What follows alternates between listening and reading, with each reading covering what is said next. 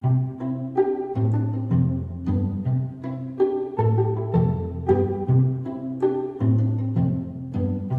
lovelies. Hi, it's Emmy. Welcome back to another Whatcha Eating. Today I'll be eating a selection of traditional Japanese confectionery called Wagashi. Some of the more popular ones that you may be familiar with are dango and mochi, and within dango there are all types of varieties of dango, and same with mochi. Compared to Western confectionery, they're very lightly sweetened and tend to be made out of more kind of natural things. The last time I went to H-Mart, I picked up a few of my favorites, and I'm going to share them with you today. Aren't they beautiful? So this is kashiwa mochi, and isn't it adorable? So mochi is a little rice cake that's inside. It's very round, soft, and white, and it's wrapped in this oak leaf, a fresh oak leaf. Itadakimasu.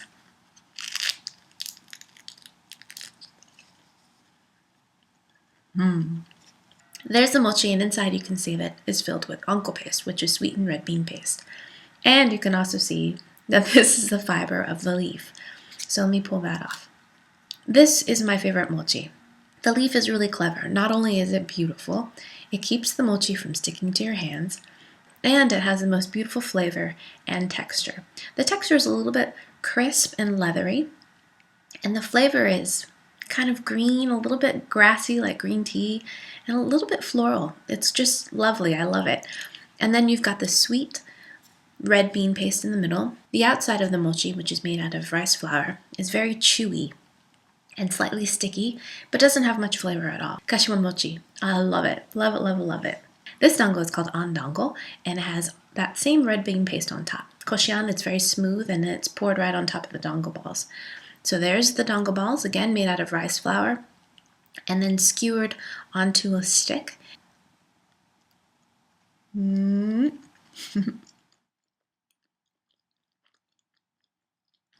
Of all the different wagashis, dango actually isn't really my favorite.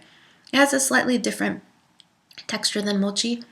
It's still sticky and chewy, but it's got a little bit more kind of a dense, compact texture to it. In terms of flavor, it's just lightly sweetened, the rice balls themselves. Then you've got the red bean sauce on top. It has a little bit of salt in there as well. Not bad. This is more of kind of, to me, like a festival kind of snack, and really best tasted when they're made fresh. This is a Sakura mochi. Isn't it beautiful? If you compare them, this one is much smoother and this one has much more of a texture. And it has to do with the way it's made. This is made from crushed sweetened rice, and this is made from the rice flour.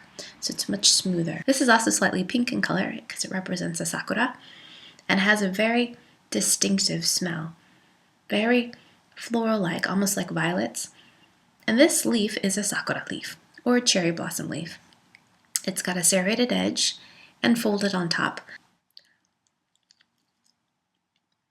The texture of the mochi of this one is quite different.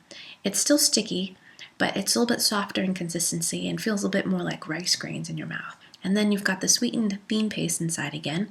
And then you've got this lovely sakura violet rose-scented flavor in there. Then you've got the sakura leaf itself, which is much more tender than the oak leaf, because it's been pickled, and I think it's just a thinner leaf. It has a really lovely flavor. It's slightly bitter, it's salty, and it's got that, of course, sakura flavor. I think this flavor is a bit acquired, again, for Western palates because it's so strongly floral.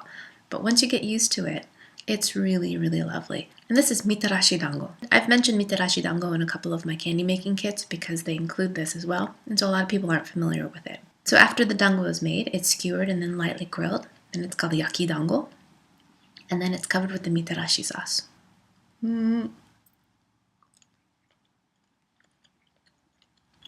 It's a sticky rice ball that's coated in a sauce that's very soy saucy, but very sweet. Of the two, I prefer the Mitarashi dango. I really like the soy sauce flavor and the sweet and salty play there. But again, it's best fresh. So that's that. That's a little introduction to Japanese wagashi, traditional Japanese confectionery. Let me know in the comments below if you've tried any of these before, or if you want me to try others. I'll see if I can find them. In the past, I've gotten some interest about making homemade dango. If you're interested, let me know in the comments below, and I'll see if I can find a good recipe.